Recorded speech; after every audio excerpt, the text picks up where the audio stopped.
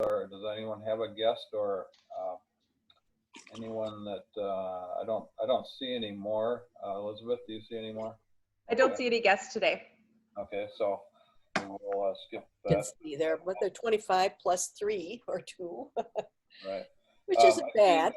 I see in the moccasin flower, it's Jill Cordes' birthday today. So happy birthday, Jill. And of course to everybody that in August that is has celebrated their birthday, either has or will celebrate their birthday. So happy birthday all. So if I could ask, I guess Kirsten is going to do the 4-way test, and what we'll do is what we've decided seems to work is that Christine will do the read it first, and then we'll repeat it after her. So it's all yours, Christine. All right, Rotarians, please join me in the 4-way test of the things we think, say, or do. First, is it the truth? Is it the truth? Is it the truth? Second, is it fair to all concerned? Is it fair to all concerned? Third, will it build goodwill and better friendships? Will it build better goodwill and better friendships? And fourth, will it be beneficial to all concerned? Will it be beneficial? Beneficial to all concerned. Good. Thank you, Christine. And I guess, Elizabeth, you have a short video on reflection that you want to play? I do, and I'm going to mute everybody, so give me a second. I'm going to mute and then share the video. She shows 25 on here, and we actually have more than that.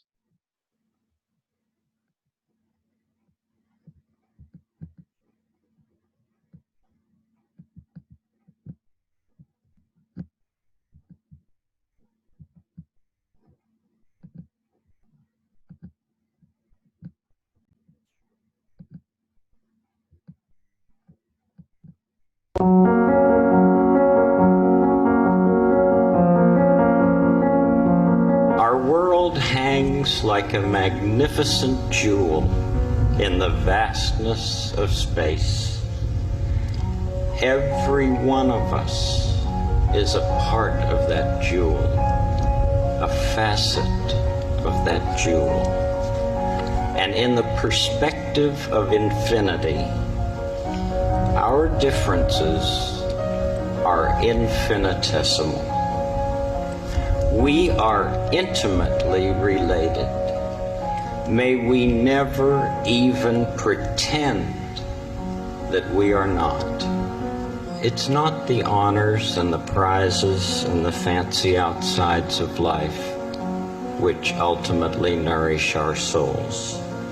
It's the knowing that we can be trusted, that we never have to fear the truth, that the bedrock of our lives from which we make our choices is very good stuff. Deep down, we know that what matters in this life is more than winning for ourselves.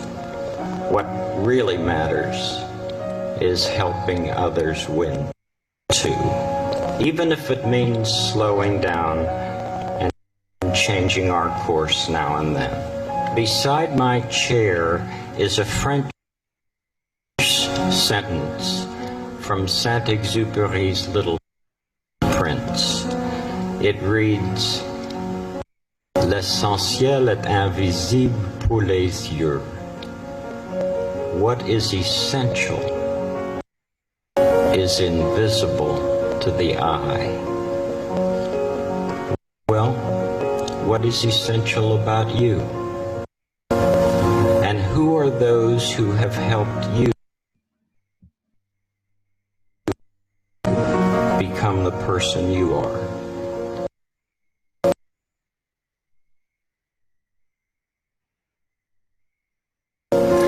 Anyone who has ever graduated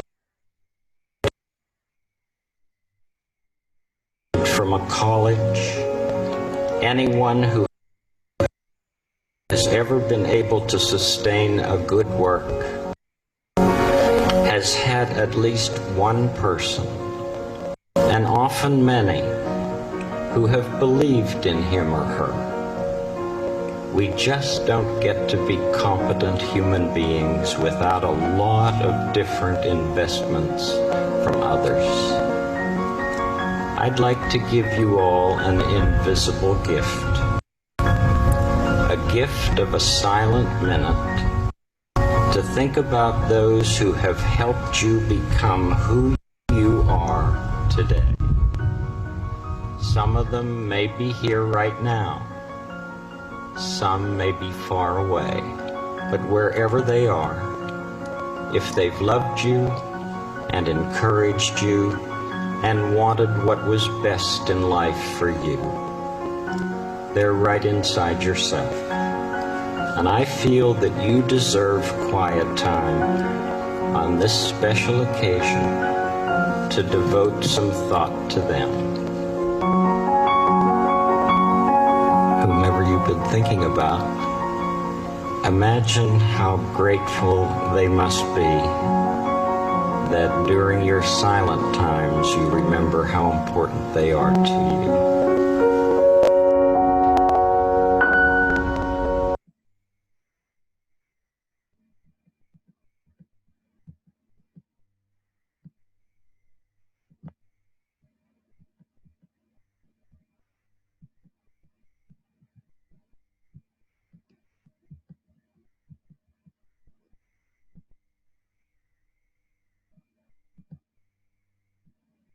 Chris, are you able to unmute yourself?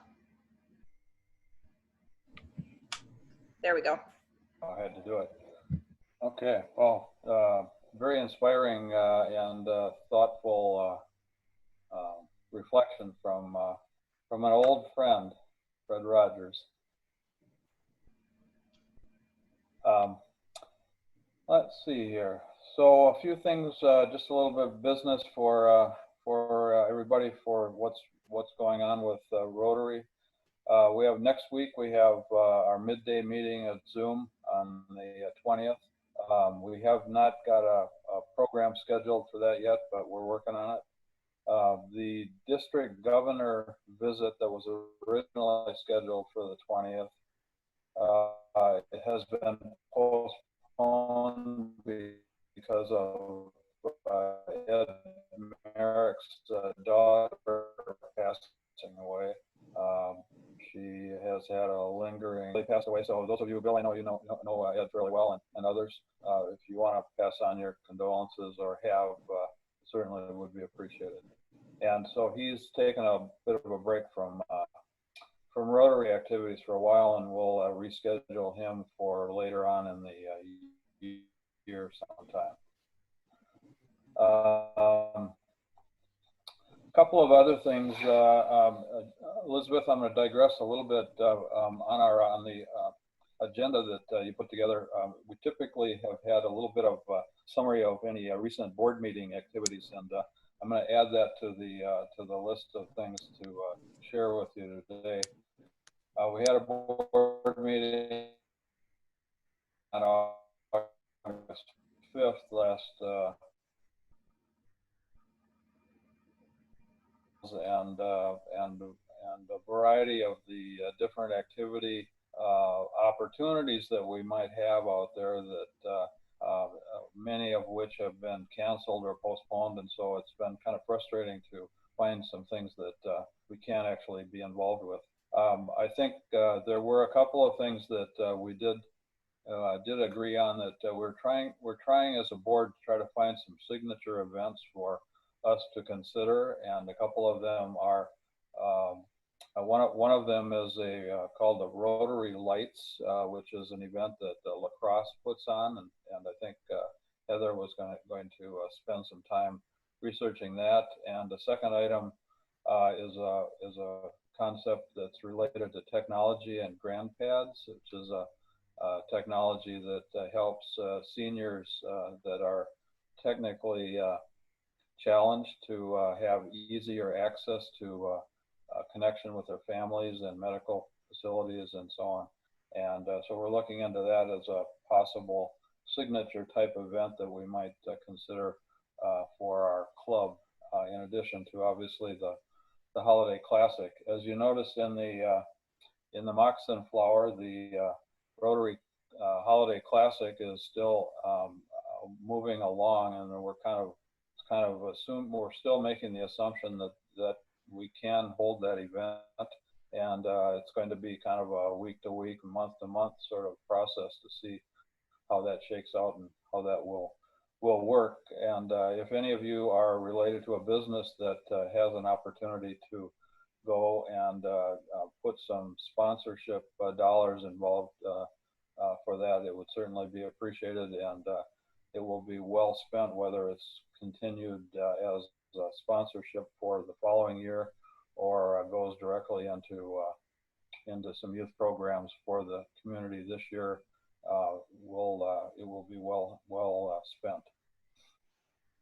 About the only other item, we did discuss the Rotary golf outing, which the board is nervous about that activity being scheduled for September 16th at the Willow Creek Golf Course, and had quite a bit of feedback from people who are obviously from a lot of the golfers. The feedback comes, they're not afraid to raise their hand, and so we have a concept that we'd like to continue moving forward with, and it's purely a voluntary activity for Rotarians. It will be held on the 16th, and it would be in the pavilion, which is outside. We'd have a lunch, box lunch type of thing, a fairly straightforward program, and then we would go ahead with golf if you're interested in playing. So that'll be on our website if you want to look at that and sign up either as a group or individually, and we'll figure out how to pair people up so that we can keep some activity going there. The White Oaks Park cleanup is scheduled for August 19th at 6 o'clock. I think that's still on, so that's an activity if you want to go on. Sorry about that. My stained glass panel just fell out of the window. Sorry, scared me too. White Oaks Park, it will be scheduled for the 19th, and the Rotary office is closed tomorrow as Elizabeth takes more time off. So I'm going to introduce the program. Unless Elizabeth, have I missed anything? Got it good there? Okay. Well, our program today is David Yorks. David, welcome to Rochester, the Rotary Club of Rochester.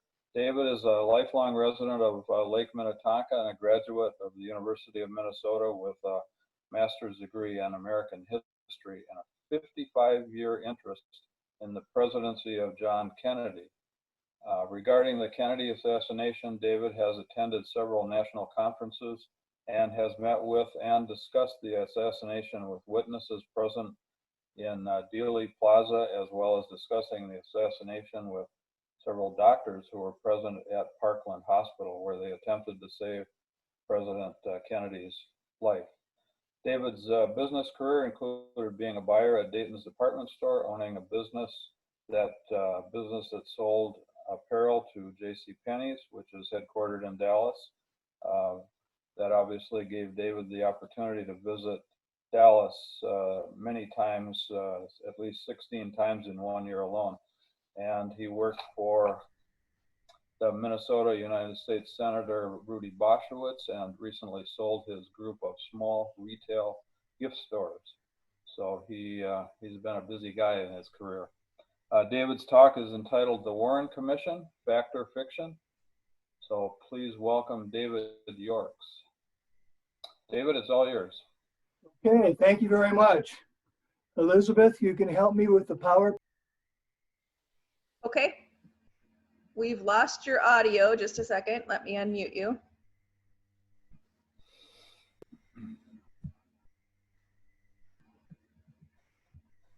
Ah.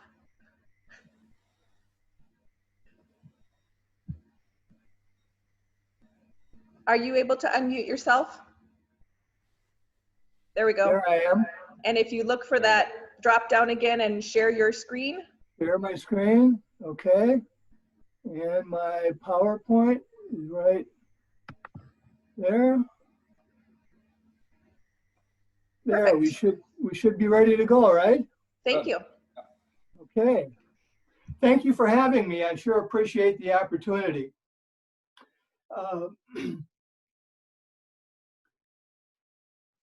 Please hold any questions you might have into the end, and we'll all stay on track. I am aware of your time issue. Today, I'm not here to sell you anything. I'm not even here to convince you of anything. My job is to present to you some information, maybe in a new perspective for you. And if at the end of my talk, you're driven to do any further research on your own or discuss any of these issues with others, then I will have succeeded. As you know, the title of my talk is the Warren Commission Report, Fact or Fiction. Let me give you my bias here right at the beginning so you know exactly where I'm coming from. I believe, as do many others, that after more than 55 years of investigation, after new scientific information is available, and after hundreds of books and articles have been written for completely innocent and benign reasons, the Warren Commission report is part fiction. My goal today is to present to you the conclusions reached by two government entities that investigated the assassination of President Kennedy. The first was the Warren Commission. They investigated the assassination for 10 months and released their report in September of 1964. 12 years later, the United States House of Representatives also investigated the assassination. They spent 31 months, and they released their report in March of 1979. You will see in a few minutes, when I present the conclusions reached by these two government entities, that the conclusions are completely opposite each other. They're diametrically opposed. They're 180 degrees difference. In a few minutes, I'll present to you those conclusions and allow each of you to treat that information as you will. Who was the Warren Commission? Within days of the assassination, President Johnson formed a commission to sort through the intrigue and the mysteries surrounding the murder of John Kennedy on that Friday before Thanksgiving in 1963. He hand-selected a bipartisan group of 7 to form the commission. These were all attorneys, they were all men. The Warren Commission represented the very best America had to offer. Of the 7 commissioners, the president had to coerce, persuade, and convince 6 of the 7 to serve. Only 1 of the 7 actually wanted to be there. The reason is really quite simple. These were all prominent, responsible guys with huge day jobs. The last thing they needed to do was take on an ad hoc responsibility in an election year. Let me mention 4 of the commissioners to you. The first person that President Johnson had to convince was the Chief Justice of the Supreme Court, Earl Warren. Now, when we think about the Supreme Court, we don't normally think about politics. At least in 1950, we didn't. Well, that was not the case with Earl Warren. Earl Warren was a politician through and through. He had served 3 terms as Republican governor of California, and in 1952, he ran for the Republican presidential nomination alongside of Dwight Eisenhower. During that campaign, Eisenhower went to Warren with a deal. If Warren were to drop out, and if Ike were elected, Ike promised to put Warren on the Supreme Court.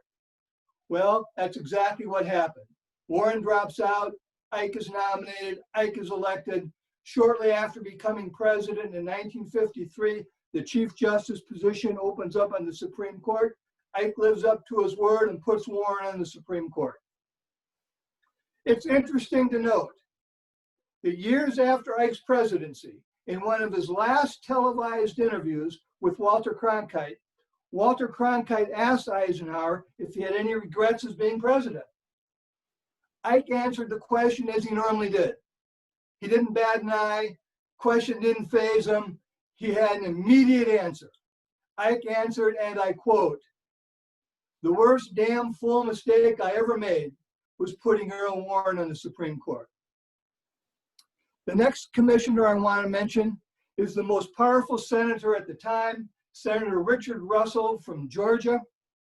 Richard Russell was the chairperson of the powerful Senate Armed Services Committee and also led the Dixiecrat coalition in the Senate. Johnson and Russell were close friends. Russell would be Johnson's eyes and ears as to what was happening behind the scenes of the Warren Commission. As evidence of how powerful Russell was at the time, today one of the Senate office buildings is named in his honor. The next commissioner I want to mention is Allen Dulles. Allen Dulles was the director of the CIA under Eisenhower and under President Kennedy. President Kennedy had to fire Allen Dulles as director of the CIA after the failed Bay of Pigs invasion of Cuba. Bobby Kennedy went to President Johnson and lobbied to have Allen Dulles placed on the commission because Bobby knew that if Allen Dulles were placed on the commission, that Dulles would shield the Warren Commission from any wrongdoings that took place during the Kennedy administration and therefore maintain the legacy of the Kennedy administration. The last person I want to mention is that highly ambitious congressman and always financially strapped congressman from Grand Rapids, Michigan, Gerald Ford. Gerald Ford is only one of the 7 commissioners who actually wanted to be on the commission. The reason was Ford saw an opportunity to write a book about what happened during the commission, and much to the chagrin of the other 6 commissioners, when it was all said and done, Ford wrote his book. Ford lobbied his buddy, Herbert Hoover, to be placed on the commission. The Warren Commission operated with 3 huge disadvantages. Number one, they didn't want to be there. They were serving reluctantly. In fact, at no time during the 10 months of the Warren Commission and the hundreds of hours of testimony before the Warren Commission, at no time were all 7 commissioners ever present together during any one given session of testimony. And that included testimony from such powerful people as John Connally, governor of Texas, First Lady Jackie Kennedy, and the murderer Jack Ruby. In fact, most of the commissioners did attend about 50% of the sessions of testimony. Ford attended the most, Russell the least. Secondly, the commission had to operate under a time crunch and a budget crunch. Time-wise, Johnson wanted this done by June 1st. He did not want the results of the commission to become campaign fodder in the 1964 presidential election that he was running against Barry Goldwater. Well, they didn't make June 1st. They didn't make July 1st. They finally got the report on his desk on September 24th, 1964. Budget-wise, the Warren Commission was underfunded from day one. Finding money to operate was a constant source of problem for the Warren Commission. After all, they needed secretaries, office space, copy machines. They needed a travel budget. The Warren Commission was forced to make many decisions on the cheap because they didn't have the funds. If during the question and answer period, someone wants an example of that, I've got a great example that proves how they had to operate. Lastly, and most importantly, the Warren Commission suffered because the government agencies responsible for sorting out the truth regarding the assassination lied to the Warren Commission, deceived the Warren Commission, and withheld vital information from the Warren Commission. I'm talking about the Dallas Police Department, the Secret Service, the FBI, the CIA, Navy intelligence. The reason is really simple. No agency wanted to be blamed for the assassination.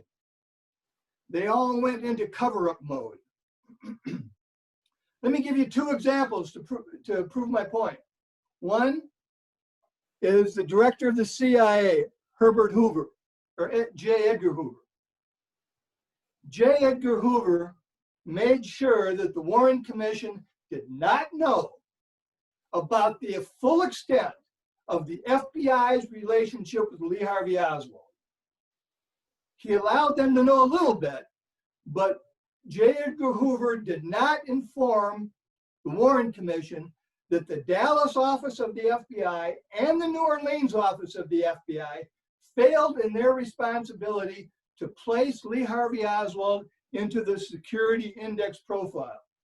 Had he been placed in that security index profile, Lee Harvey Oswald would have been assigned a Secret Service agent to be with him on the day of the assassination. J. Edgar Hoover kept that from the Warren Commission. I believe, as do others, that had the Warren Commission known about that, their investigation would have taken a different path, or they may have reached different conclusions. Secondly, Alan Dulles, former director of the CIA and a Warren Commissioner, made sure that the Warren Commission did not know anything about Operation Mongoose. Operation Mongoose was a CIA initiative started under the Eisenhower administration and expanded and grown upon in the Kennedy administration. The purpose of Operation Mongoose was to assassinate the president of Cuba, Fidel Castro. The CIA obtained funding to operate Operation Mongoose by going to billionaire industrialist Howard Hughes. The CIA subcontracted the actual assassination of Castro to the American Mafia. The American Mafia was only too happy to partner with the CIA because one of the first things Castro did when he came to power on January 1st, 1959, was to nationalize the Mafia family hotels and casinos in Havana, costing the Mafia families hundreds of millions of dollars. I believe, as do others, that had the Warren Commission known about Operation Mongoose, their investigation may have taken a different track, or they may have reached different conclusions. Let me shift gears now and talk about the House of Representatives. 12 years later, they formed a commission. They spent 31 months. They had many advantages. Number one, they didn't have a time issue. It took them 31 months. They didn't have a money issue. All kinds of money. They could do anything they wanted. Also, after 12 years, there were new directors of the CIA and the FBI, directors much more willing to sort out the truth rather than protect the agency. And very importantly, the House committee had new scientific information. The Warren Commission used primarily the Zapruder film.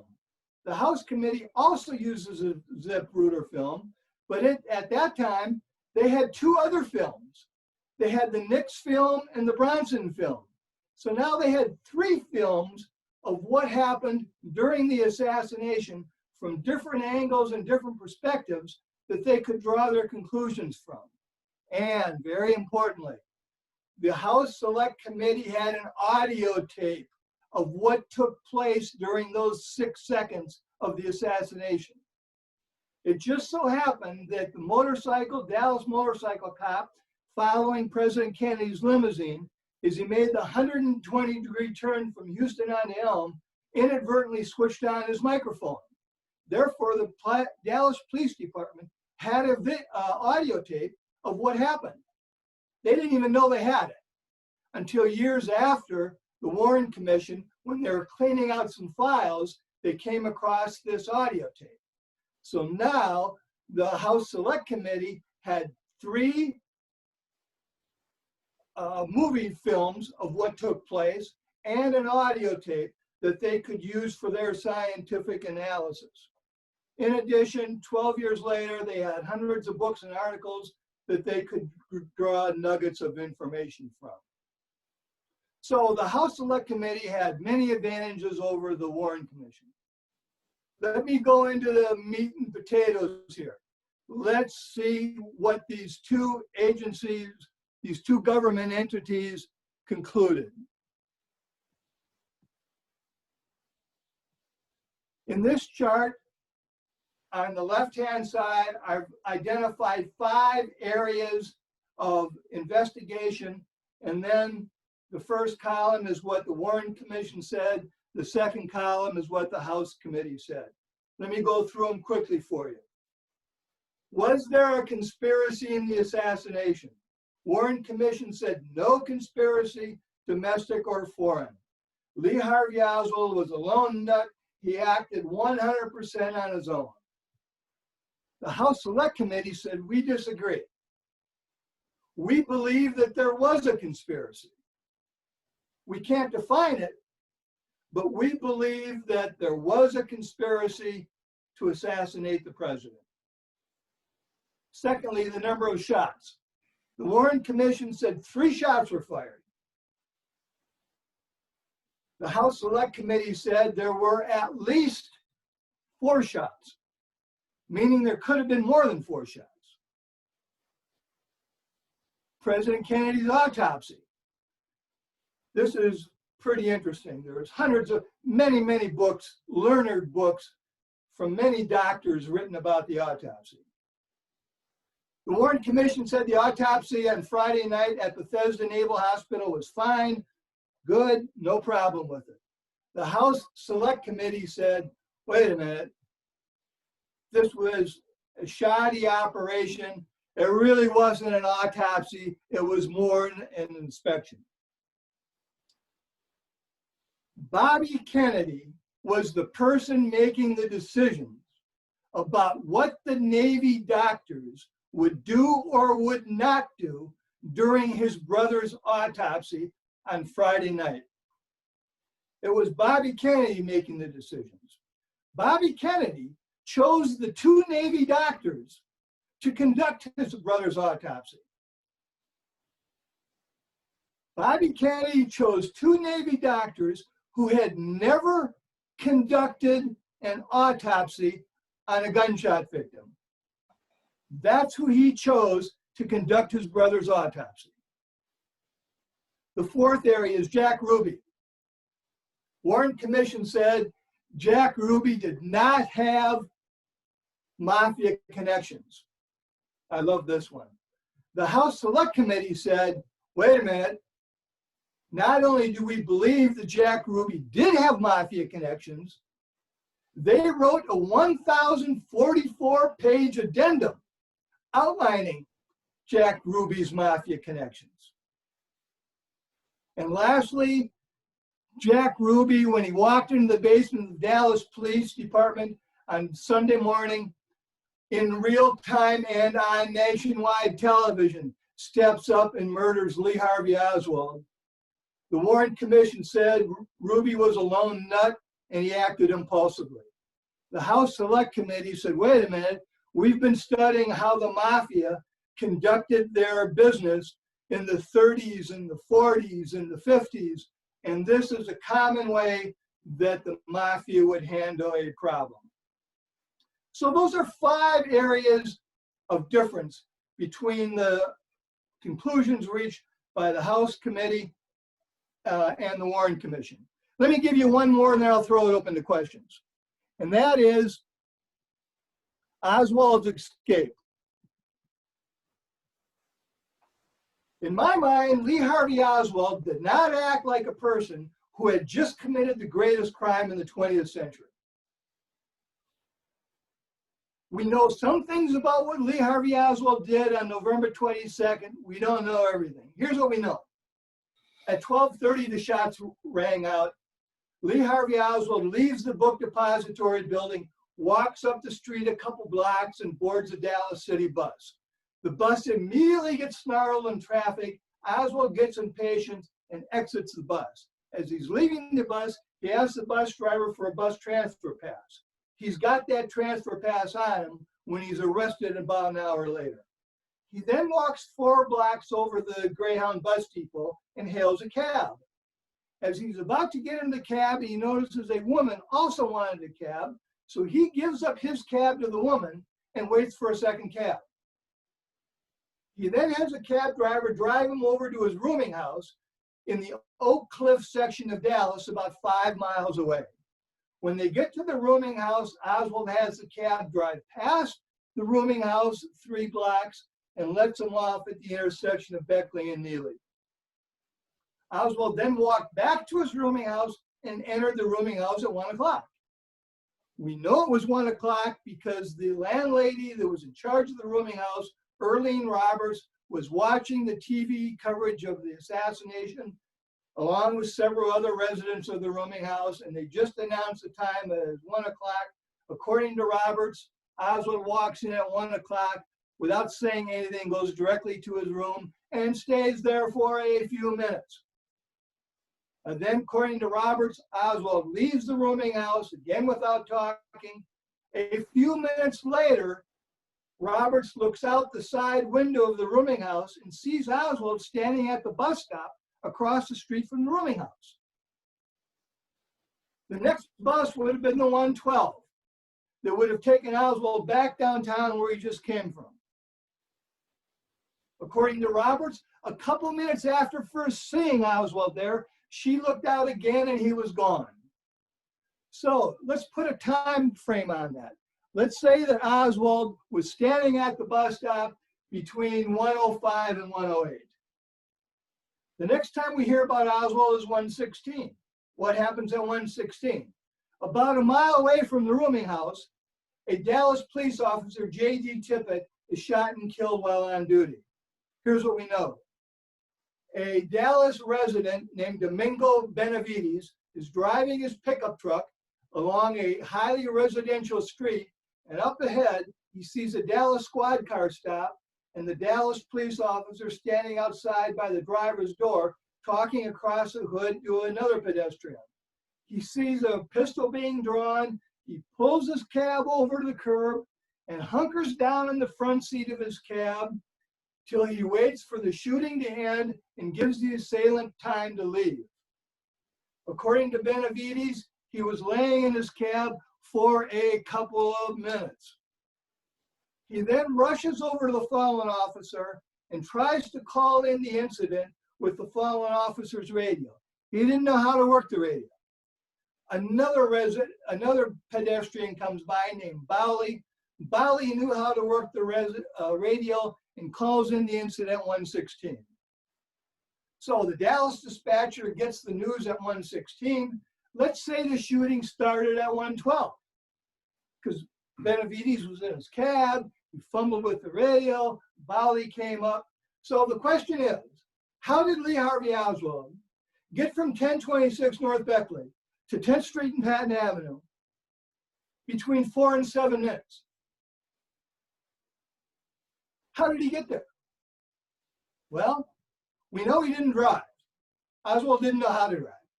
He didn't have a driver's license, didn't own a car, didn't have access to a car. He did not take public transportation. Researchers believe he did not run. The running craze had not started in 1963, and seeing a young man in street clothes running down this highly residential, light business streets in midday, bright sunny day, Friday before Thanksgiving, somebody would have noticed that.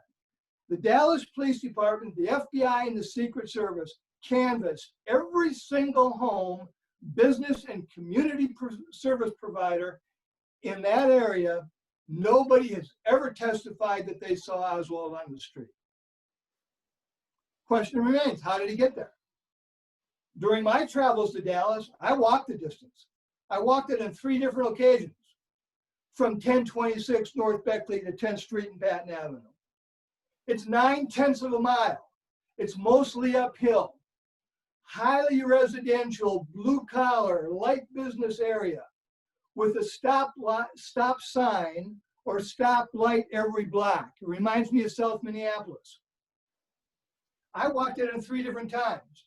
The fastest I was ever able to walk it.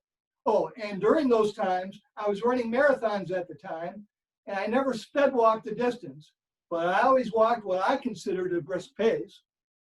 The fastest I was ever able to do it was a little more than 14 minutes. An attorney for the Warren Commission also walked it, Bert Griffin. It took him 17 and a half minutes to walk it. How did Oswald do it between 4 and 7 minutes? Well, at the end of the day, the Warren Commission finally decided that he must have walked at a brisk pace. Well, I suppose that's possible.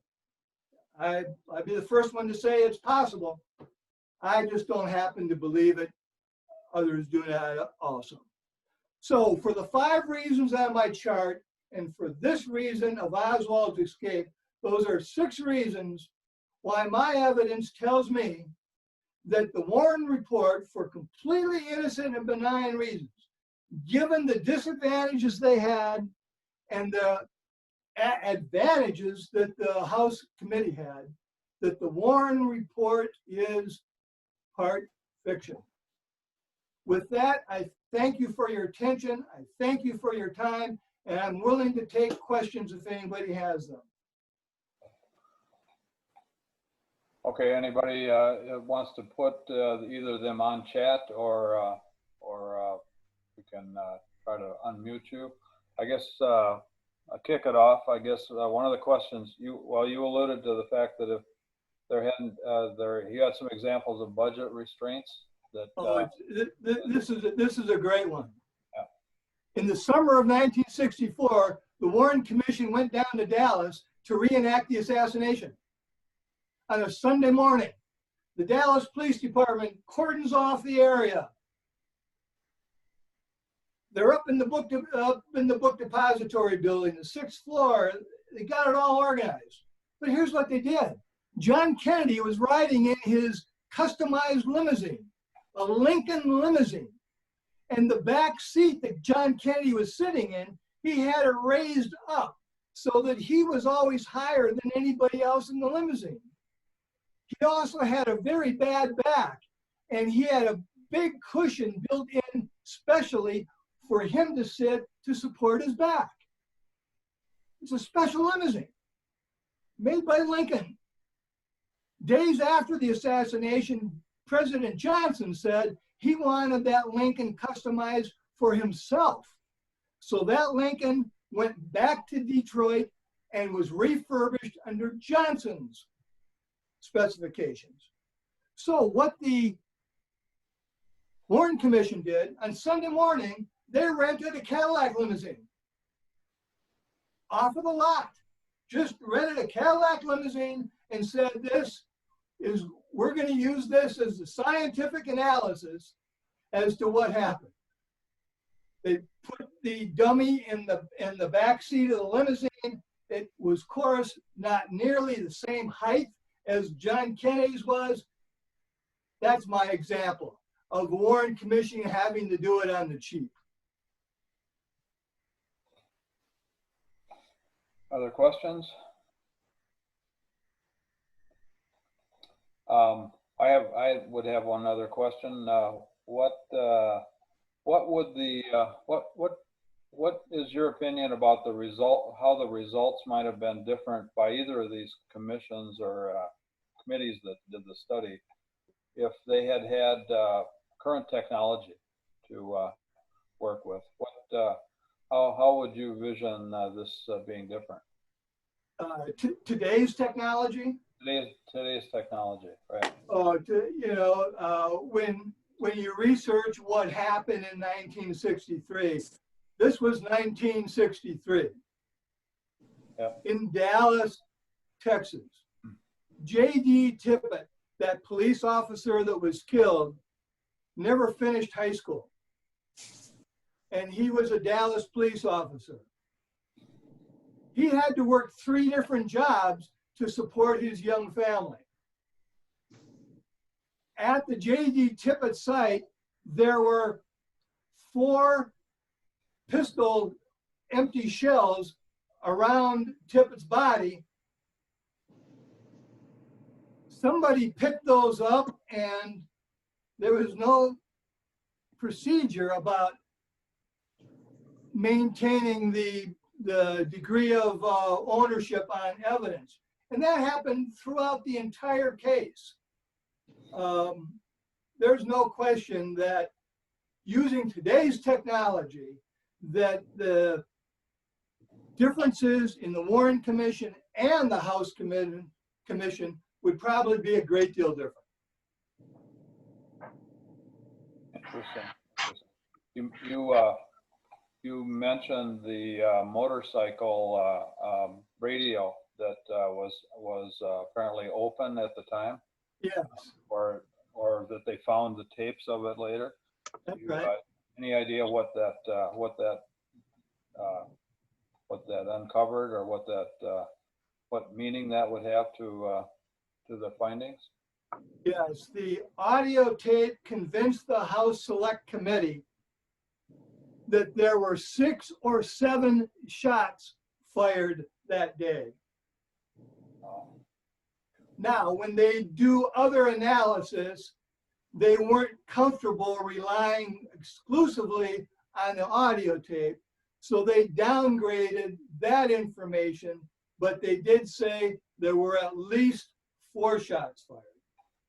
It's interesting, the Zapruder film, Zapruder was just a businessman on his lunch break, standing in Dealey Plaza. And as he's filming, as you would imagine, he's filming on a 1963 home movie camera. Every time a shot occurred, he moved up and down. And he moved up and down 6, 7, 8 times. Zapruder, as did many of the 250 people in Dealey Plaza at that time, testified and never changed their testimony that the shots came from the grassy knoll, not from the book depository building.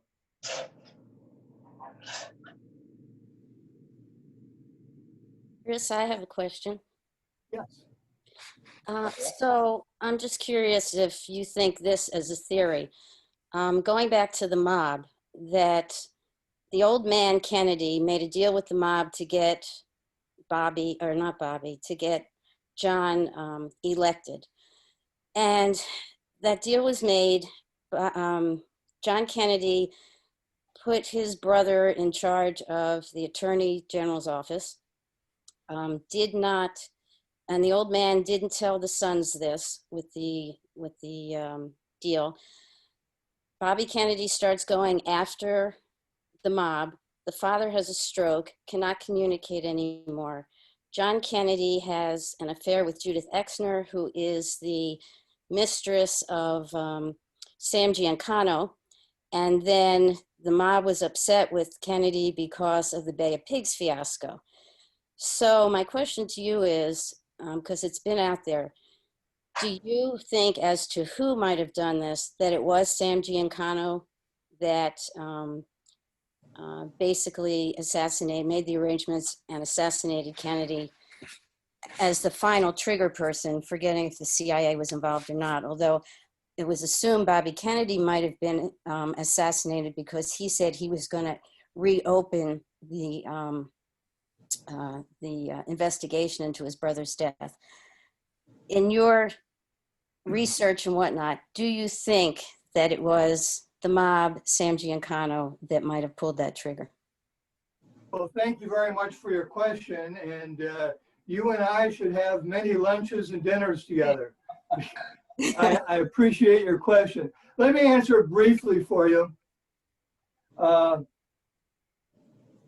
John Roselli was the go-between between the CIA and the mafia to assassinate Castro. John Roselli operated with Giancana, Trafficante, and Marcello. John Roselli was about to testify before Frank Church's Senate committee about what he knew about Operation Mongoose.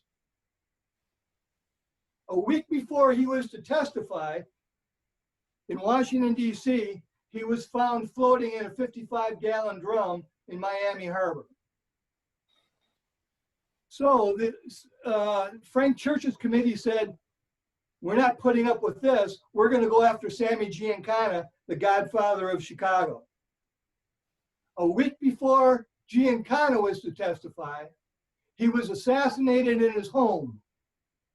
He was shot in the back of the head, and he was shot 6 times around the mouth, which is mafia words for don't talk.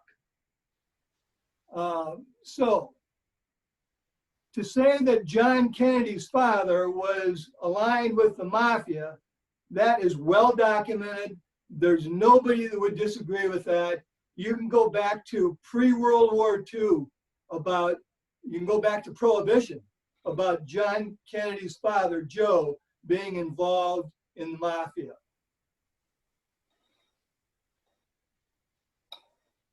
It sounds to me like this would be a really good movie. Oh, by the way, there was a movie made with Kevin Costner about JFK. How do you feel about that? Was it just too much content to try to communicate, or was it somewhat factual? Yes, thank you, Chris. That movie was, it got an awful lot of information out into the public, which was good. I thought the movie was entertaining. Researchers view the movie by saying, gee, it highlighted the Garrison investigation, and the Garrison investigation had many flaws in it that the movie did not go into, and therefore a serious investigator will not put a lot of weight on it. So your conclusion obviously is that there were many more people involved with it, obviously behind the scenes, but the actual shooting itself, there apparently were multiple shooters that were pulling this off, and the Warren Commission only addressed the one out of Lee Harvey Oswald and not any of the others. Is that correct? Yes, that's correct. I think serious researchers over the years believe there were probably 3 people shooting during that incident. It's interesting, David Powers was John Kennedy's buddy. David Powers took care of John Kennedy and was riding in his limousine behind the presidential limousine. David Powers was a World War II veteran.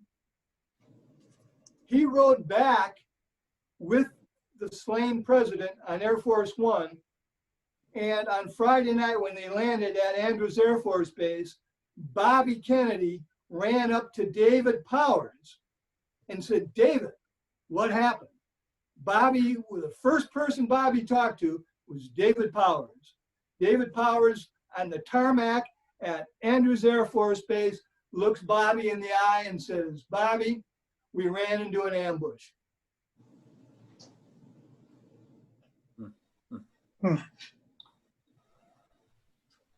Well, there's lots to think about there. Any other questions anyone would like to raise? Just one Go ahead. question. I'm trying to remember, was there some implication that President Johnson might have some knowledge or information about what went on and be implicated? What would you comment on that? Yeah, I'll comment on that quickly for you. I mentioned at the outset that Richard Russell, the most powerful senator, was a commissioner, and Russell only attended about 10% of the hours of testimony.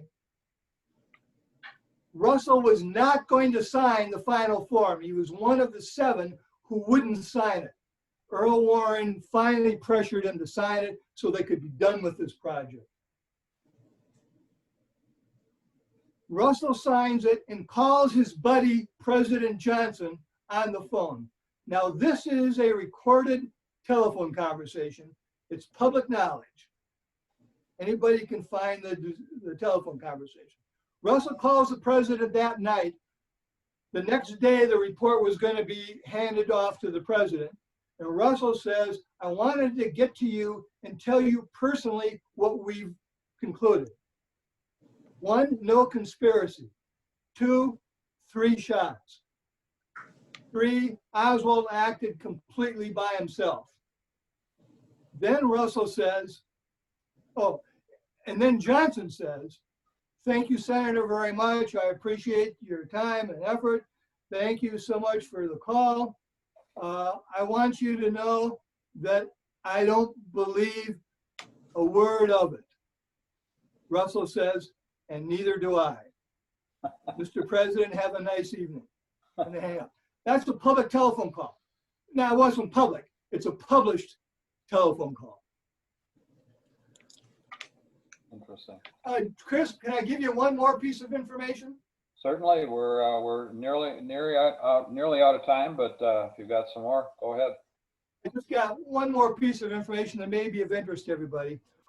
The very last government entity that investigated the assassination was a Records Review Board. Federal Judge John Thunheim from Minnesota was chairperson of that review board. The review board took place from 93 to 203. They went to every government agency and they said, we want to see the secret documents that you've got in your files classified as secret. And we want to decide should they still remain secret. So the Record Review Board would go to the FBI. The FBI would bring out their records. And let's say there are that many records that the FBI said that they were secret. The Record Review Board said, we think you should release this many. The FBI said, no, we disagree. We're only going to release this many. Anytime there was a difference there, the only person that could break the tie was the President of the United States. So whether it was Clinton or President H.W. Bush, the president always voted in favor of releasing the document. Therefore, at the end of the Record Review Board's 8 or 9 years of investigation, they pulled out of government files over 5 million pages of government documents that had been classified as secret. Now, that's not to say there are still millions of pages of government documents that the FBI, the CIA, the Secret Service have in their files that are classified as secret regarding the assassination of John Kennedy. Don't they have to, by law, after a certain period of time, release any classified information? I don't know what. Apparently not. 50 years? Apparently not. Apparently not, yeah. Or if it's tax records, they're always unreleasable. So, well, I think, David, thank you very much. It was fascinating and a lot of food for thought on the program. We appreciate very much you taking the time to give us some thoughts about this. As an honorarium for you, we will put a donation in your name into one of these 5 local organizations: the Rochester Public Library, the Boys and Girls Club, the Jeremiah Program, the First Steps Program, or the Cradle to Career. And Elizabeth will follow up with you on a detailed description of which of these you want to select for the honorarium. And again, we want to thank you very much for your time today. And I think with that, unless anyone has anything else they'd like to raise, as we adjourn, go and serve, and remember, Rotary opens opportunities. Thank you all. Take care.